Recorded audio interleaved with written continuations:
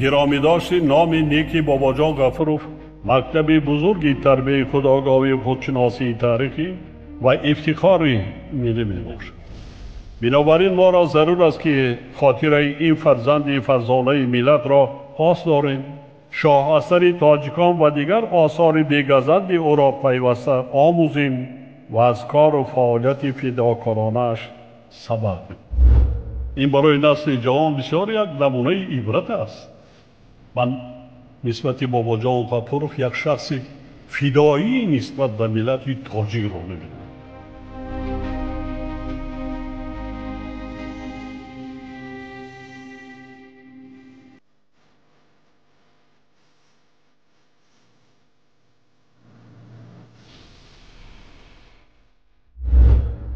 درود شنونده های گرامی، با توجه شما گفتار ادبی از سلسله خوانش بدیعی از روی کتاب تاجیکان اکادمیک باباجان غفورov، نشر مختصر علمی عاموی، راوی هنرپیشه خلقی تاجیکستان قربان صابر. آغاز گفتار 82.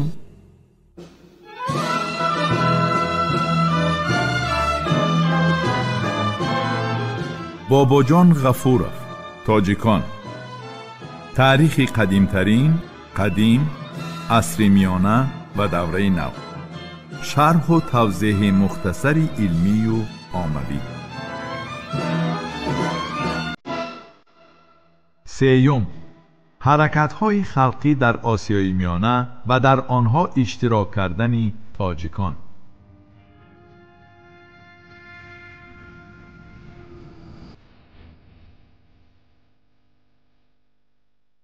در حدود کشور ترکستان و قلمرو امارت بخارا پی هم شور و آشوب‌های خلقی به عمل می آمدند. در این حرکت‌ها تاجیکان در برابر دیگر خلق‌های آسیای میانه فعالانه اشتراک داشتند. سبب اساسی شورش‌هایی که در تمام بیکیگری‌های بخارا به وقوع می‌پیوست همانا ظلم و استبداد دایره‌های حکمران، از جمله اندازهای زیاد و خودسری‌های خراب آور اشرافان محلی بود.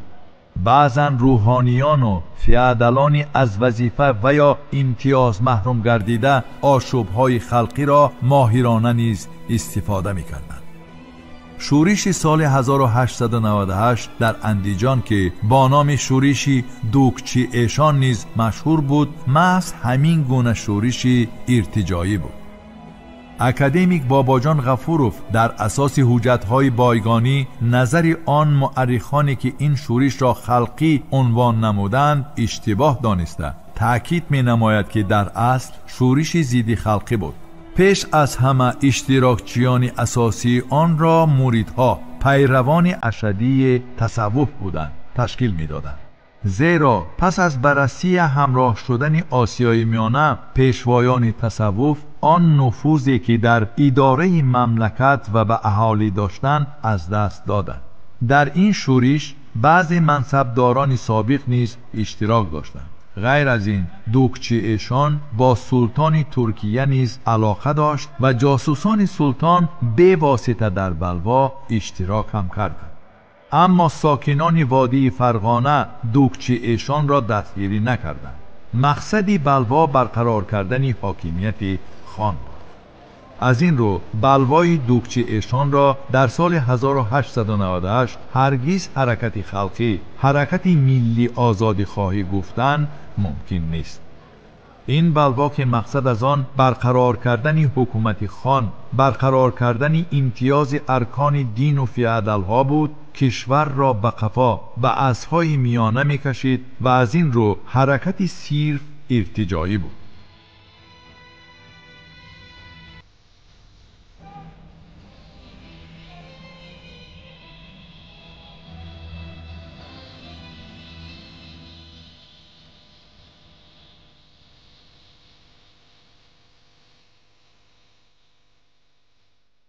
آشوب‌های خلقی در بیکی بلجوان.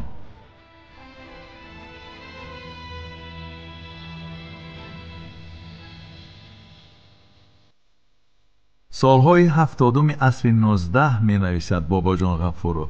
یکی از بیکیگری هایی که آنجا تیز تیز آشوب های خلقی به وقوع می پیوستند این بلجوان بود. از جمله شورش سال 1870 با اشتراک 2000 دهقانان و شورش سال 1874 گواه این گفته هاست. سبب شورش ها همانا ظلم و استثمار حاکمان محلی بود. هر دو شورش حرکت استخیوی به نظام داشتند. در شورش اول مردم توانستند قلعه میرنشین را گیرند و بیک بلجوان عبدالکریم بیک به حصار گریزد. اما بعد چند مال و ملک آن را بین خود تقسیم کرده خانه به خانه پراکنده شدند. در شورش سال 1874 باشد از نادانی سیاسی شورشگران استفاده برده فریب دادند که به امیر عرض نمایند و جواب عریضه را منتظر باشند. در این مابین عملداران امیر بخارا 7 نفر سردار شورش را دستگیر نموده به زندان پرتافتند و با همین شورش انجام یافت.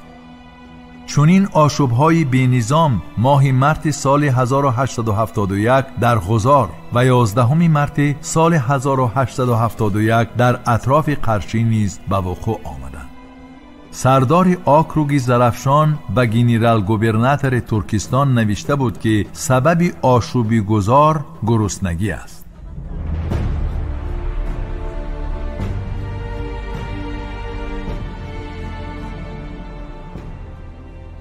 آشوب‌ها در دیگر محل‌های آسیایی می‌آمد.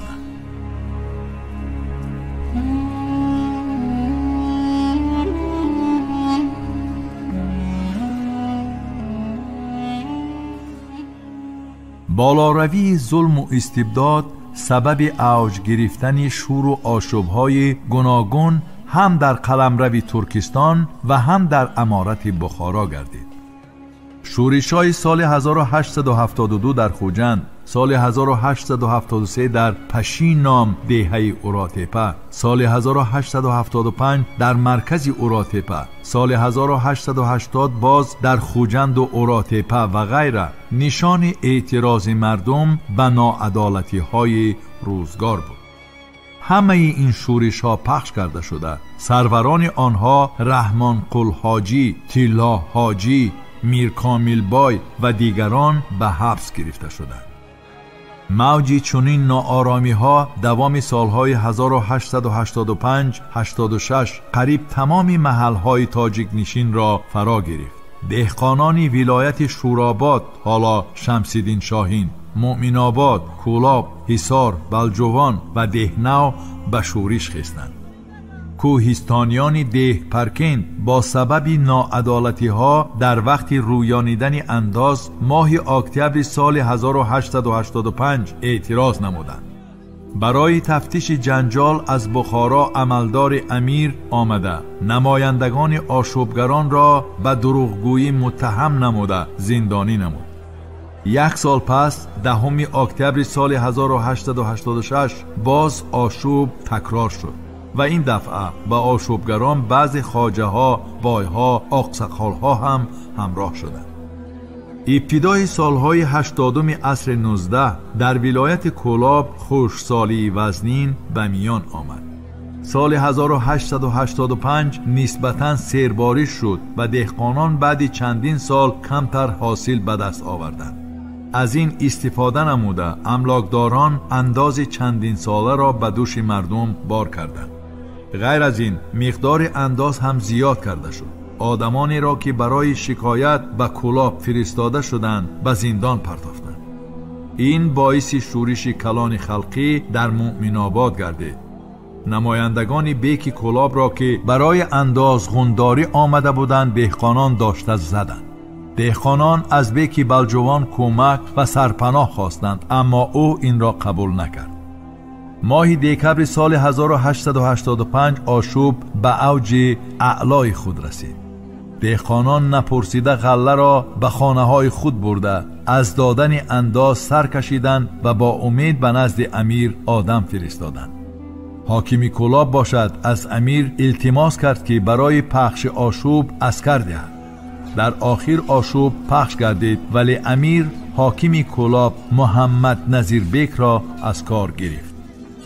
در میانه‌های سال 1880 و 1886 در بیکی حصار نیز دهقانان و کاسبان، سال 1886 باشد در قرطاق کاسبان بافنده، خود همان سال مردمان ناحیه‌های ساحلی دریای یخسو، سال 1887 دهقانان دره رامید شورش برداشتند. اهالی رامید سلاح به دست ضد ظلم فیودالی برخاسته با یک اندازه ساده‌دلی به حکومت پادشاهی از این ظلم و اسارت شکایت کردند. همزمان دوام سالهای 80 عصر 19 در دهنه چنین شورش کلان خلقی سر زد. همه این شورش و آشوب‌ها برای حرکت عظیمی که سال 1885 تمام بیکی‌های بلجوان و کولاب را فرا گرفت گویا زمینه تیار کردند و این شورش در ادبیات تاریخی با نام سردار آن همچون شورش واسع معلوم است. در زمینه حجت‌های نوی بایگانی بعدتر به دست آورده مورخ تاجیک پیرومشایف معین شد که سنه رخ دادن شورش سال 1888 بوده است. مردمی بداد آمده خاولینگ و اطراف آن زیر سروری واسع نامرد دهقان و جوازکش جمع آمده حولی املاکدار خاولینگ آن زمان به بیکی بلجوان داخل می شد و چند نفر بای و ملاها را به خاک یکسان کردند. همین طور در اطراف واسع تا رفت آشوبگران زیاد می شدند. واسع و اطرافیانش در ابتدا خواستند طریق گفت و شنید حاکم تعداد اندازها را کم کند.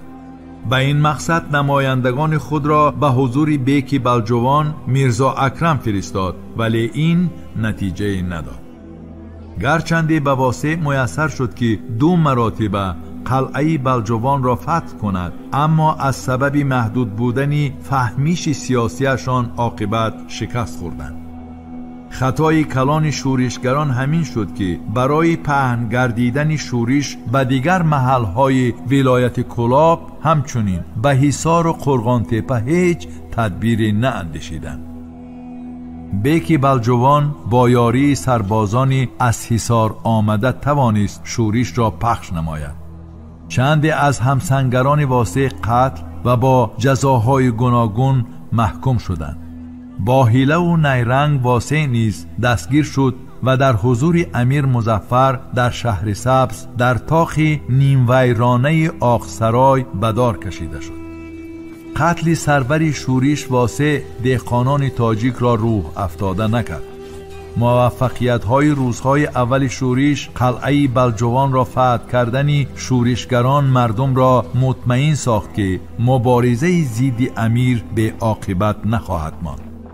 وضعیت زندگی مردم بیکی‌های پامیر، شغنان، روشان و وخان نیز نهایت وزنین بود.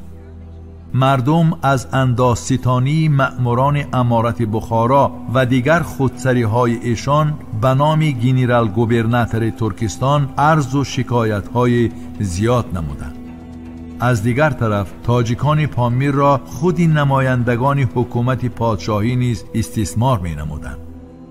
اهالی را مجبور می نمودند که دسته های سرحدی را با لوازمات از جمله خوراکواری تأمین نمایند، در تعمیر راه، بارکشانی و غیره بیمزد کار کنند، اسبها را کشیده می گرفتند. این کردار حکومتداران دائما باعث شور و آشوب‌های مردمی بیکی‌های پامیر می شد.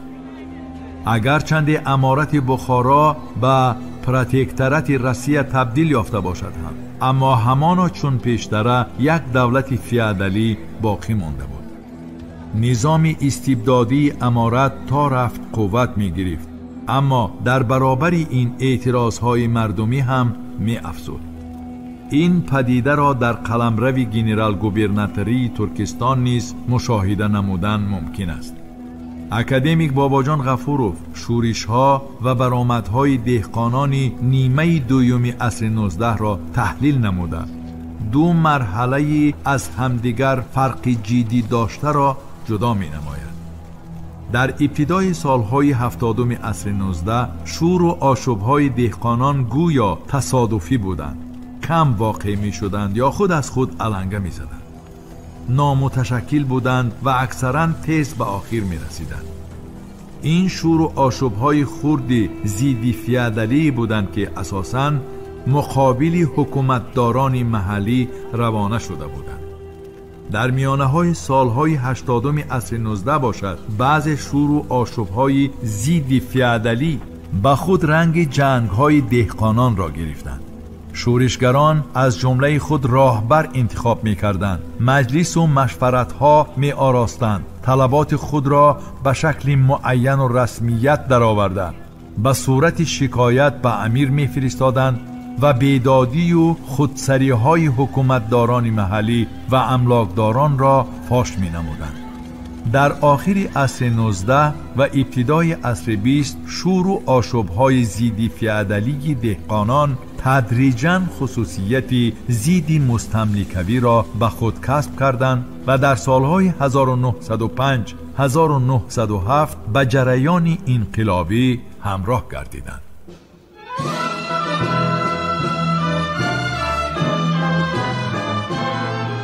باباجان غفورов، تاجیکان. تاریخ قدیمترین، قدیم، عصر میانه و دوره نو.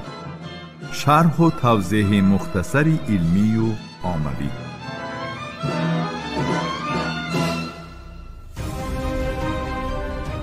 شنونده های گرامی، شما گفتار ادبی را از سلسله خوانش بدیعی از روی کتاب تاجیکان اکادمیک باباجان غفورов نشر مختصری علمی عاموی را در قرائت هنرپیشه خلقی تاجیکستان قربان صابر شنیدید. محرر سیدزاده عابدجان، کارگردان عبدالمنان رحمان. این گفتار سال 2024 ثبت شده است. انجام گفتار 82. آموزش کتاب تاجیکان جوانان ما را هشدار می دهد که نیاگان فرزانه ما در مسیر تاریخ چی جایگاه مقدس داشتند. کتاب تاجیکان احساس خودشناسی ملی و زیرکی سیاسی را در دل و ذهن جوانان ما تحکیم می بخشد.